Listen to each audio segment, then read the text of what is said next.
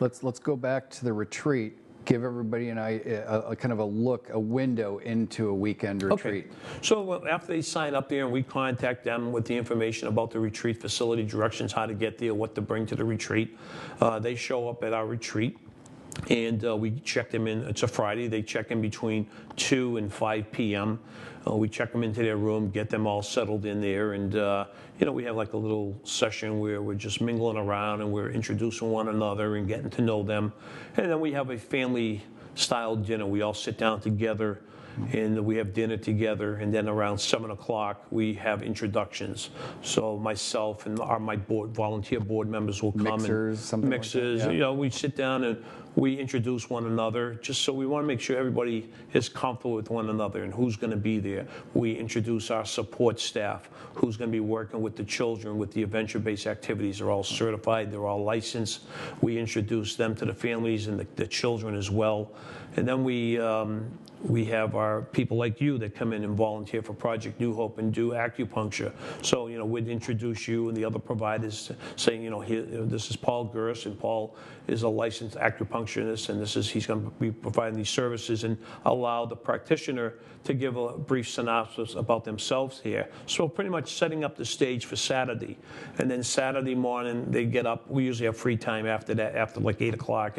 They can do what they want, explore the camp facilities and all that.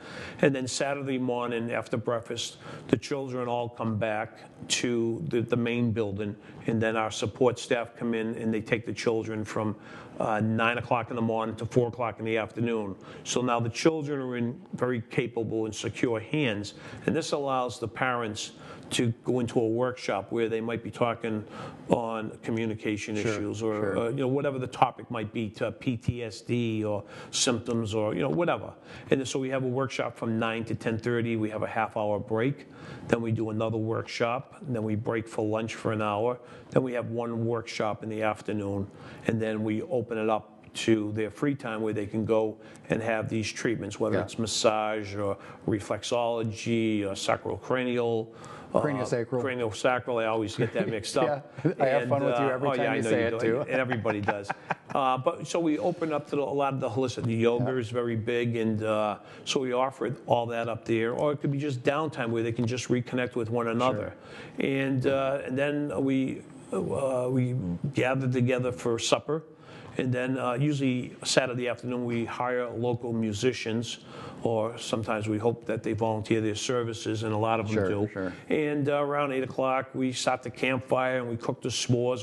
You've been around there. We got the music playing, we're cooking the s'mores, and you come as a stranger. Yeah, by Saturday night there's a lot of there's rapport. People it's like you've known them all your life. Exactly. It's very interesting to see how that group bonds. The other thing I like that you do at Project New Hope is you don't make things mandatory, but there's a lot of encouragement for people to go, and there's great participation in the workshops. People, I mean, you especially do a great job of encouraging people, telling stories, testimonials, and I really see it get people fired up, and they say, "Hey, I wasn't going to try that, but I'm going to now."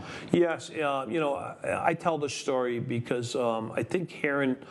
Almost in my wife's case, I didn't know my wife Donna when I was in the military. I was in at 17, right out of high school, and then I was out 4 years later with a service-connected disability, and then met my wife. So I never opened up anything. And back 30 years ago, it wasn't called post-traumatic stress disorder.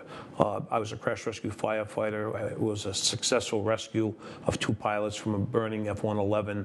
The aircraft exploded. I lost my hand line. So maybe I had traumatic brain injury 30-something years ago, but they called it depression. And then when 9/11 happened, and I was working with veterans as a social worker, finding them employment for the local career centers. And I worked up in Worcester and Leominster and Milford. And my PTSD came out like a lion, where it was buried for a long time. I got out of the Air Force, got my master's degree from Assumption College in counseling, and then post 9/11 happened. I'm dealing with all these returning veterans, and so this PTSD came out of the woodwork. Wow. And I wouldn't talk with my life partner. At this time we've been married 25 years, and my wife would say, you can help everybody but yourself. And, that was a true statement, because if you were a veteran, I would talk to you and say, this is what's going on, because feeling we could relate, Sure. but that I couldn't relate with my spouse. Pretty closed community. Absolutely. Yeah. And so what I did is, it really took a toll on my own marriage. And, of course, my children, it's affecting my wife, but it's also affecting my children, and here I am isolating myself at home. And now I'm not going to family functions, and I'm not going out with my friends. And, if somebody slammed the door, I'd jump up, all the symptoms of PTSD. So I got into counseling at the VA, which was very difficult for me to do. And, but it was the best thing I did. And then I brought my wife to a therapy session at the VA, and the therapist says, Mrs. Moore, do you know what PTSD is? And I don't know. And did your husband ever tell you what happened to him?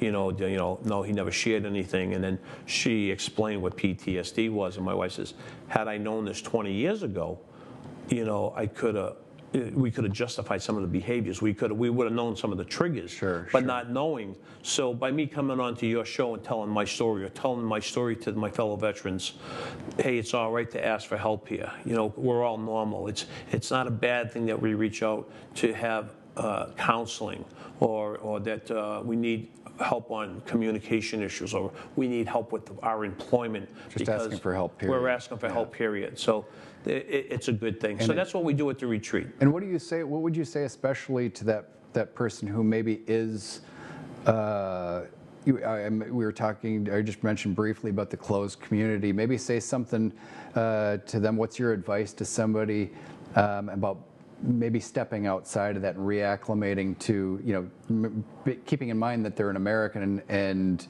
you're a member of the United States, and the rest of it, there's a lot of us that support you there. I didn't serve in the military, but I love being a part of Project New Hope. Yeah, it's a lot different from when I got out of the military in the 70s. I mean, look at the Vietnam veterans, and I just want to say, hey, thank you for your service. And also thank you to their spouses, the wives and the husbands of these veterans, and thank you to those children. Because it was a lot different. When I got out of the military in the 70s, I didn't even wear my uniform.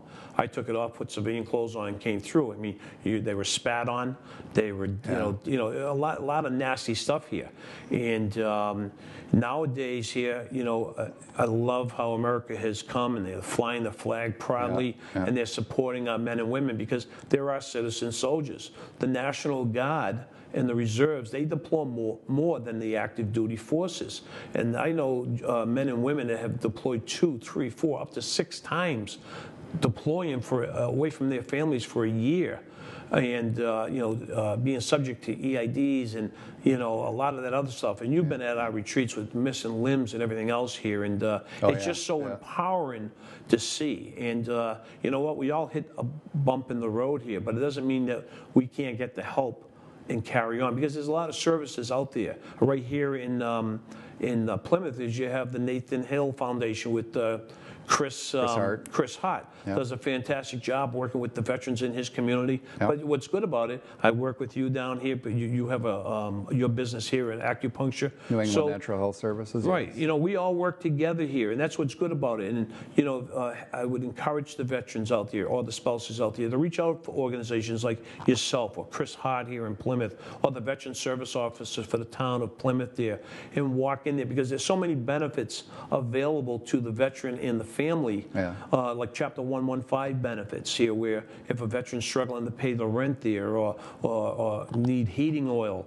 and if they meet the income guidelines, they can qualify for this. A lot of veterans don't know that. There's a lot of widows out there of their husbands maybe served in Vietnam, Korea, World War II, that they're entitled for this Chapter 115 benefits as long as they meet the income guidelines. So there's so many benefits out there that you wouldn't know unless you're really engaged here, because it's not like when my dad got out of the Korean War. He joined the American Legion, the VFW, the DAV.